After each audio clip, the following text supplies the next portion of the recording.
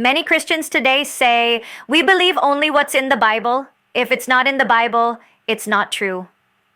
Okay? Let's do the logic. The Eucharist, this is my body, this is my blood. Do this in remembrance of me. Luke 22:19-20. Confession? If you forgive the sins of any, they are forgiven. John 20:23. The Mass, we have an altar. Hebrews 13:10.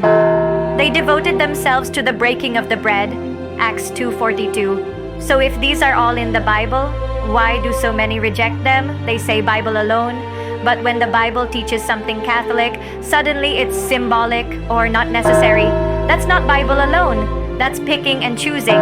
If you really believe in the Bible alone, then you should believe in the Eucharist, in confession, in the Mass, because they're not just Catholic, they're biblical. Let's do the logic.